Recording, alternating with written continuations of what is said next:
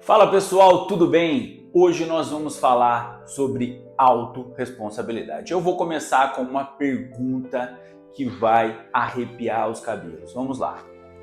Mas você não precisa responder para mim, responde só para você, tá? Como que tá a sua vida hoje? Sua vida tá boa? Ela tá ruim? Mais ou menos? Tá indo? Zeca Pagodinho? A vida tá, como é que tá? Tá indo? Responde para você, mas responde com sinceridade. A resposta para essa pergunta é uma só, gente. Parabéns. Parabéns, mas eu não mereço isso. Cada um tem a vida que merece. Cada um tem a vida que tolera. Por isso, nós vamos falar hoje sobre autorresponsabilidade. Mas tudo que aconteceu comigo foi injusto e não sei o que não sei o que. São justificativas. Nós chamamos de historinha, de migué, de mimimi. Tudo tem como a gente ressignificar. Tudo tem como a gente ressignificar e se perguntar o porquê que aquilo aconteceu e como nós vamos agir daqui para frente. Para a gente começar, nós vamos falar a definição de autorresponsabilidade. A definição de autorresponsabilidade é quando você entende que você é o único responsável pela vida que tem levado. Não é por tudo que acontece com você, é pela vida que tem levado, é pelas decisões que você toma depois que as coisas acontecem com você. Isso é que faz a diferença. Mas para a gente iniciar, eu vou voltar lá no início. Eu vou falar para vocês um pouco da minha história. Eu sou natural de Poços de Caldas, como vocês estão vendo na foto aí. Quando eu nasci, o médico já empurrou para dentro de novo. Você não está pronto, deixa ele ficar mais um pouco aí. E como vocês podem ver, eu tenho uma deficiência, não é uma deficiência, né? Mas o meu olho é um menor que o outro. E quando eu era criança, eu sofri muito bullying. Não sei se vocês lembram quando tinha um jogador do Palmeiras que chamava Amaral. Era o meu apelido na escola. Amaral, Zoinho, Zóio Murcho, filho do Amaral. Era esse tipo de coisa. E naquela época a gente não tinha os controles que tem hoje. As pessoas simplesmente faziam bullying mesmo, deliberadamente, sem parar, sem questionar e sem fazer. Até as professoras, né? Até as professoras entravam no meio, diretores entravam no meio. E meus pais, então assim, eu era uma criança tímida, uma criança, eu tinha medo de existir, eu tinha vergonha de existir, eu tô rindo, mas é de desespero, cara. Eu tinha vergonha de tudo. Eu cheguei a um ponto, eu lembro do primeiro ano, eu estudava no colégio Davi Campista, eu fazia xixi na calça que eu tinha medo de pedir para ir no banheiro. Então eu não falava, eu era totalmente introvertido, eu era totalmente reprimido, né? Juntou que os meus pais se separaram quando eu era muito novo, eu devia ter 3 para 4 anos, eu não lembro, mas me separaram e isso afeta a cabeça das crianças. E para acabar de arrematar, fechar com ficha de ouro a minha infância, quando eu estava fazendo 11 anos, a minha mãe morreu. Ela teve um câncer, sofreu muito, tadinha, e ela morreu. Só que ela morreu justo no dia do meu aniversário. E eu fui descobrir mais para frente, gente, que 80% das nossas crenças, que são as crenças, nós vamos ver detalhadamente mais para frente, as nossas crenças todas as verdades absolutas que nós temos na nossa cabeça, tudo aquilo que a gente acredita no nosso subconsciente e que a gente tem respostas automáticas para aquilo, são formadas na infância.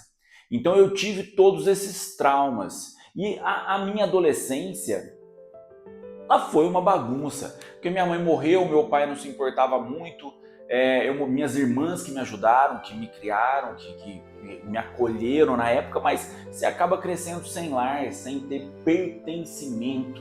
Eu não era pertencente de lugar nenhum, eu não me sentia, né? Eu até era pertencente, porque elas cuidaram muito bem de mim, mas eu não me sentia pertencente. E o que acontece com um adolescente que não se sente pertencente?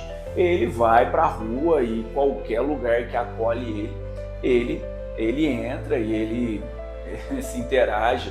Então eu não cheguei a ter problemas com drogas, mas eu usei muita droga, bebia muito, fumei por 13 anos E não tive uma adolescência em que eu me orgulhasse, muito.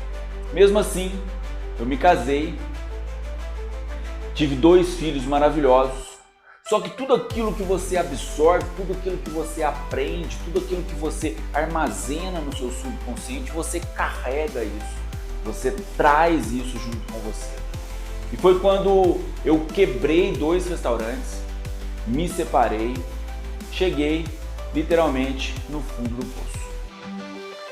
E o que é o fundo do poço? Gente, fundo do poço é você não ter dinheiro para absolutamente nada, com uma dívida milionária, que eram 2 restaurantes relativamente grandes que eu tinha, então o tombo foi muito feio. E só depois que eu fui entender que tudo foi emocional. Emocionalmente, foi quando aconteceu tudo e aconteceu de forma relativamente rápida. E foi aí, no fundo do poço, quando eu não tinha mais para onde cavar. Quando você está no fundo do poço, você não tem mais para onde cavar, então ele não é um lugar ruim. O fundo do poço é um lugar bom, porque lá você só tem um caminho para seguir, para cima, adiante, avante. E aí foi quando eu comecei a estudar incessantemente inteligência emocional, física quântica, energia vibracional e todos os assuntos relacionados ao desenvolvimento humano e à inteligência emocional. E o que eu descobri? Eu descobri que nossa vida é como se fosse um carro, que ele liga quando você nasce e ele só desliga quando você morre. E ele começa a andar, e esse caminho é o tempo, aonde você vai andando, vai percorrendo e vai direcionando, e vira para cá e vira para lá e toma as decisões. Ele não faz pausa. O tempo da nossa vida não tem pausa. Não tem como você falar, não, vou parar aqui esse ano, vou continuar ano que vem. Não tem como. Você segue sem parar, você anda sem parar. E o que eu descobri? Eu descobri que eu estava sentado no banco de trás. Eu estava de passageiro da minha própria vida. Completamente passageiro da minha própria vida. Ou seja, eu não podia reclamar de nada. Não podia reclamar de nada, porque qualquer lugar que o carro fosse, estava bom, porque eu não estava na direção. Se eu não estava na direção, quem que estava? Os acontecimentos, os fatores externos. Foi quando eu estudei, eu entendi, eu assumi a direção da minha vida, foi quando tudo mudou. Foi quando tudo mudou, porque eu assumi a direção. E não quer dizer que quando você assume a direção, as coisas ruins vão deixar de acontecer. Muito pelo contrário. É aí que vem provações de todos os lados, e coisas acontecem com você, e a diferença que faz é como você ressignifica isso. E o que é importante? Eu descobri que as pessoas são formadas por 3 tipos diferentes. A mente humana é formada por 3 tipos diferentes. As pessoas que se preocupam com o que elas não influenciam e não controlam. Outro tipo de pessoa se preocupa com o que elas influenciam e não controlam. E somente uma minoria se preocupam somente com o que elas controlam. Então, o que nós não influenciamos e não controlamos? Nós não influenciamos e não controlamos todo o ambiente externo, as coisas que estão totalmente fora da nossa alçada. Governo, mais o Lula, mais o Bolsonaro, mais o governador, mais o SUS, mais minha aposentadoria. Ou seja, são ambientes que você não controla e não influenciam. Não importa o que você faça, essas coisas não vão mudar.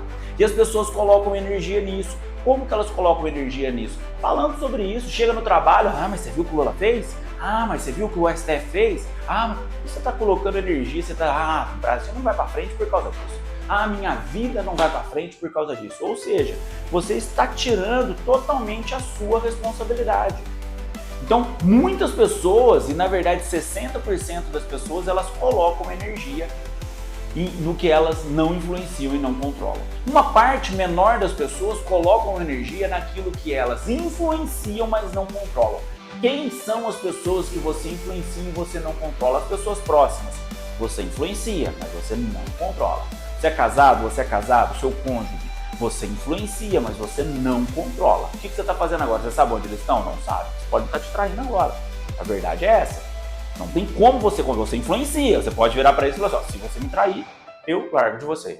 Né? Isso é uma influência, mas não é um controle. A gente não controla. Os filhos é a mesma coisa. Você vai lá, você cria, ensina, eduque, mostra e fala, mas você não controla. A hora que ele está na escola, você não vai controlar. A hora que ele sair com os amigos, você não vai controlar. Ou seja, as pessoas colocam 60% de energia nos que elas não influenciam, que não controlam, 30% no que elas influenciam e não controlam, e apenas 10% no que elas controlam de verdade.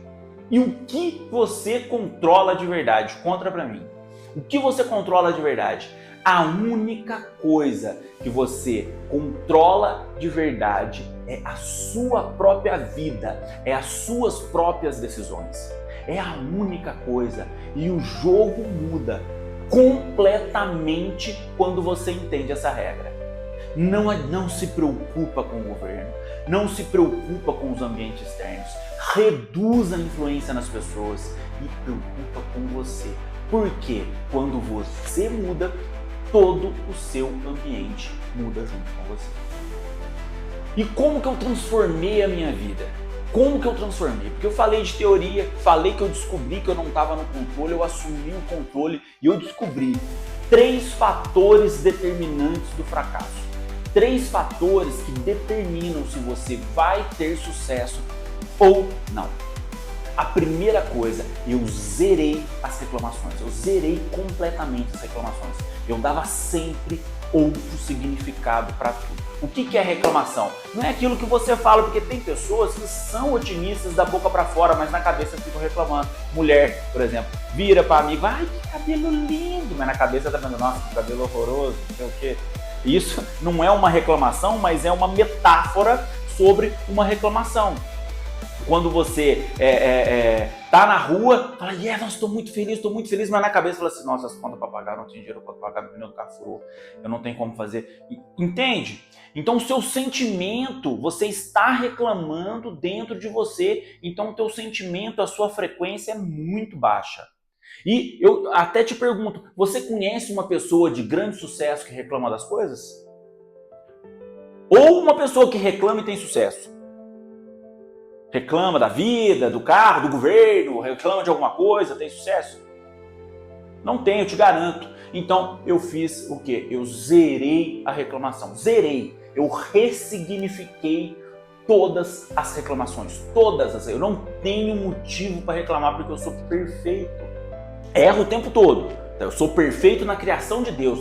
Tenho mãos, tenho pernas, tenho força, energia. Então eu vou para cima e faço o que tem que ser feito. Segundo ponto importante, o perdão. A partir do momento que você decide perdoar, você descobre que aquele peso, que aquela mágoa já não interfere no seu. E eu não só estou falando do perdão para outras pessoas e para você. O sentimento de culpa quer dizer que você tem um ressentimento contra você, dentro de você. Jesus veio à Terra e perdoou todos os tipos de pessoa. Por que você mesmo não se perdoa? Por que você mesmo fica se culpando pelo que aconteceu no passado? Imagina, gente, o carro está andando, ele está andando. O que passou, você não consegue mais mexer, você não consegue controlar, você não consegue influenciar. Então o que passou, passou. Não tem mais o que fazer. Se perdoe e perdoe as pessoas. Entenda que as pessoas são vítimas de vítimas. Como eu falei no começo, 80% das crenças são fixadas no nosso subconsciente quando a gente é criança. E as respostas para isso, o que são as respostas? Determinado acontecimento, a coisa furou o pneu do meu carro. A resposta automática ela já está na sua cabeça. Você vai lá no seu subconsciente, busca uma resposta automática e responde aquilo. Seu patrão te xingou ou aconteceu alguma situação. Você vai lá no seu subconsciente e já tem uma resposta automática para aquilo. Então, perdoa as pessoas que fizeram alguma coisa para você para tirar esse peso das suas costas. É uma situação, a pessoa já morreu. Não tem como eu ir lá e pedir perdão para essa pessoa. Escreve uma carta de próprio punho, funciona muito bem. Escreve uma carta de próprio punho, guarda, você vai se sentir aliviado.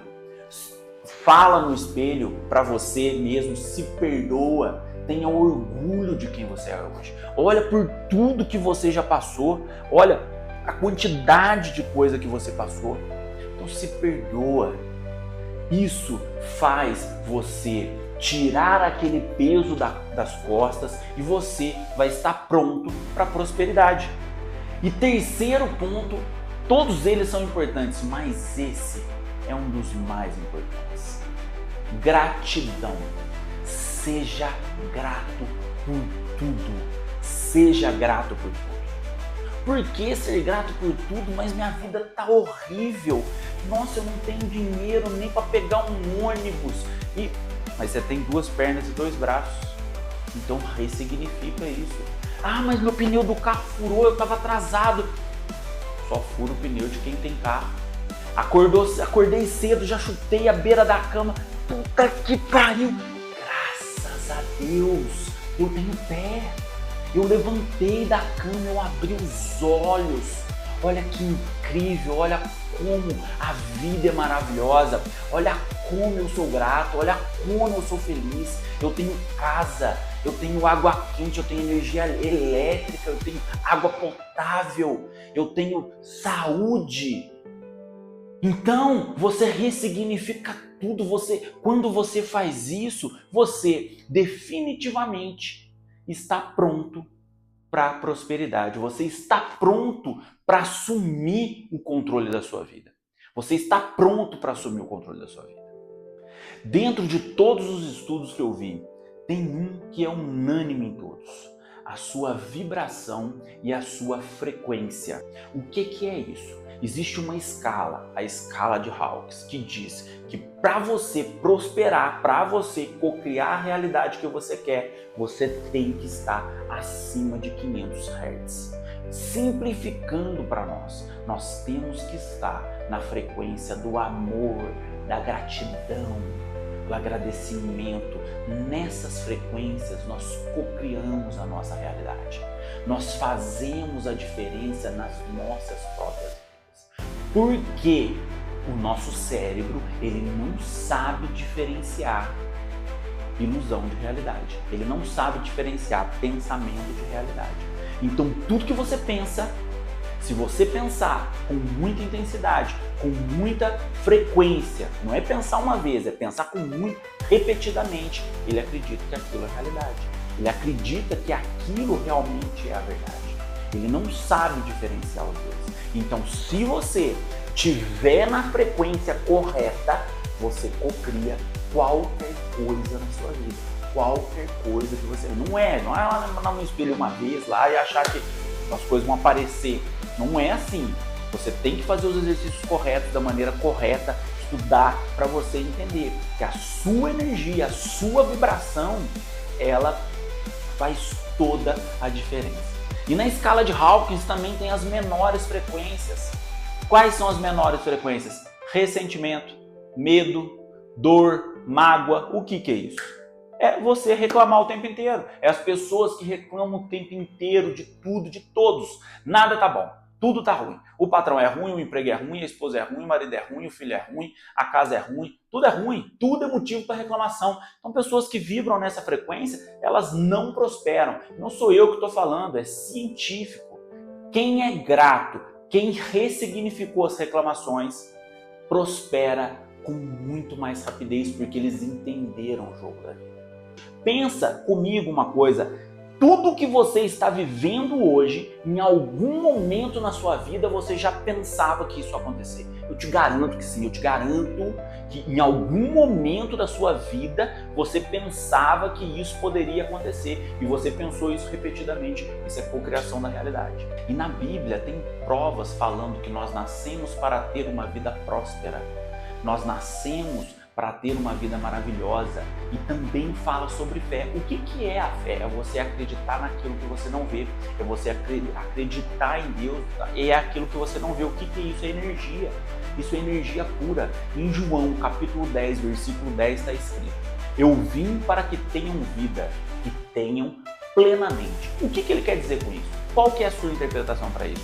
que você tenha, que nós tenhamos uma vida maravilhosa, uma vida abundante. E abundante não quer dizer dinheiro, é uma vida abundante dentro daquilo que é bom para você. Entende isso? O sucesso é isso, é o abundante dentro da vida que você se propõe a ter. Por quê? Para ter muito dinheiro você tem que estar disposto a pagar o preço.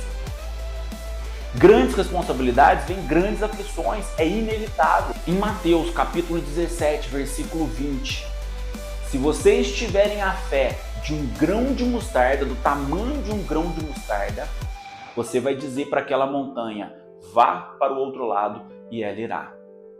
O que é isso? Isso é a fé. Isso é energia, você acreditar sem duvidar de nada. É a fé, é energia. Fala para mim uma coisa, aquela pessoa que tem energia lá em cima, que chega animada, a hora que ela chega, ela contagia. Essa pessoa aí é próspera ou não é? Tem certeza que você conhece alguém desse jeito?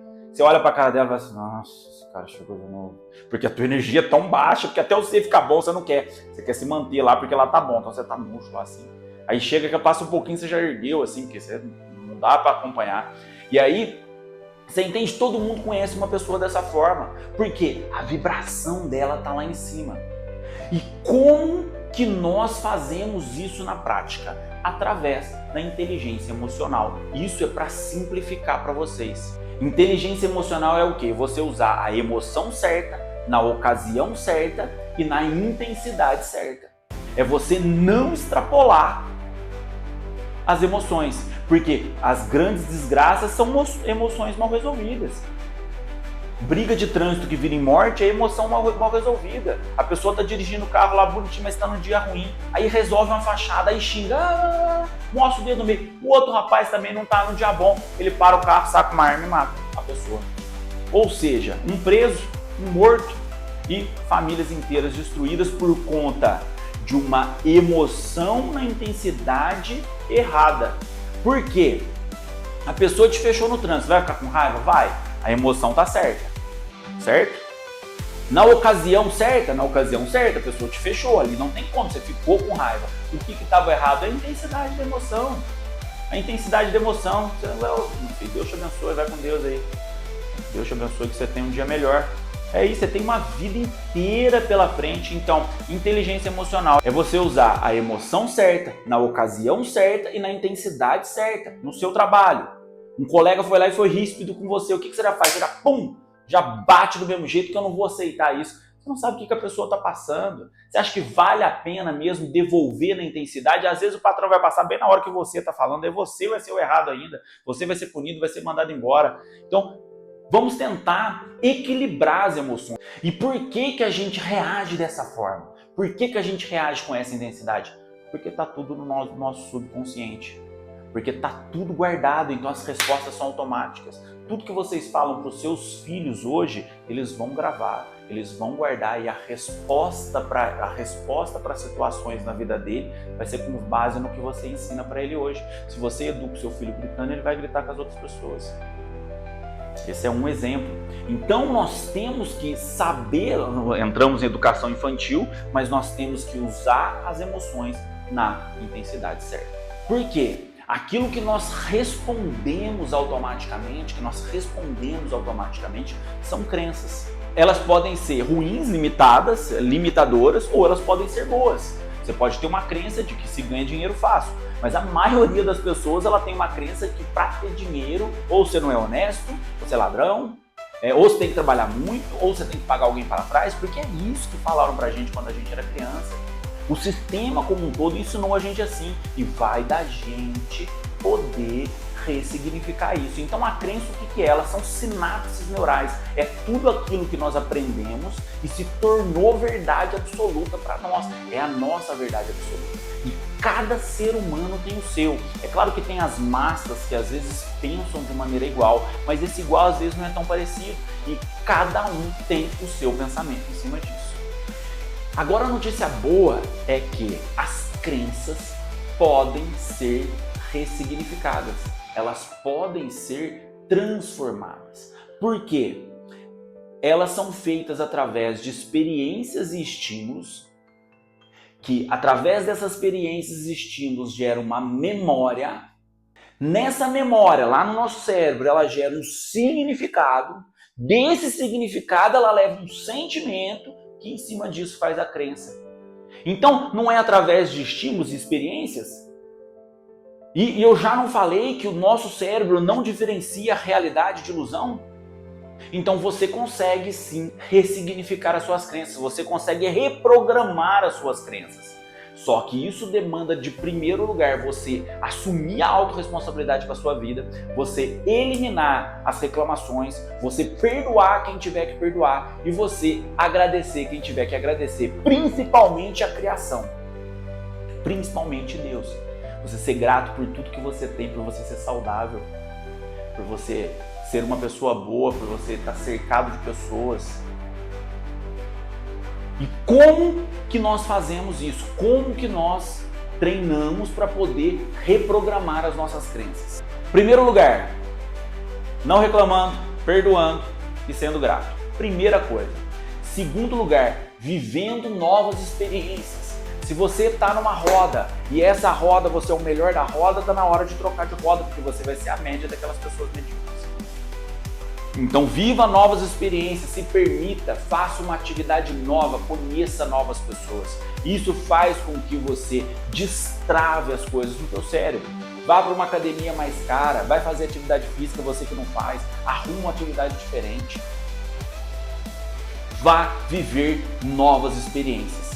Outra coisa muito importante, tudo aquilo que você consome de conteúdo, tudo aquilo que você consome de conteúdo, se você fizer isso de forma intensa e recorrente, vai reprogramar suas crenças. Por exemplo, rede social, TikTok, Instagram, eles têm um algoritmo altamente avançado, aonde é feito para concordar com você. Então o tempo que você passa em cada vídeo, ele vai a cada vez mais te tacando o conteúdo que você quer ver naquele momento e que tem a ver com o seu sentimento daquele momento. Aquilo lá tem a ver com o sentimento do momento, então é dopamina barata. Aí você não quer sair, só arrastando pra cima. Nossa, mas é isso, mas como é que ele sabe disso? É o tempo que você passa em cada vídeo e aquele vídeo quer dizer alguma coisa. Isso é inteligência artificial. É o algoritmo que faz você ficar tanto tempo. E se você faz aquilo recorrente e de alta intensidade, passa muito tempo nisso, aquilo reprograma as suas crenças e elas pioram com a rede social. Elas pioram. Então, os seus estímulos, você deve fazer os seus estímulos bons, tem que ter ótimos estímulos, que nós vamos falar sobre isso já. E uma maneira de reprogramar o nosso cérebro e aumentar a nossa vibração positiva, aumentar a nossa frequência, é através das narrativas positivas. O que são as narrativas positivas? É você, todos os dias, se elogiar. A primeira coisa que você deve fazer, você deve se elogiar na frente do espelho, se possível. Vira para você e fala assim, ó, como eu tenho orgulho de você. Como eu estou, parabéns. Passar por tudo que você passou e tá aí firme e forte. Eu tenho muito orgulho de você. Você automaticamente vai se sentir melhor. E fazer narrativas sobre a vida que você quer ter, sobre a vida que você quer levar. Você sabe o porquê? Porque a maioria das pessoas deixam totalmente o ambiente externo influenciar no que ela sente no momento. O que é isso? Se tem um acontecimento bom, fica feliz. Se tem um acontecimento ruim, fica triste. Ou seja, você não está no controle.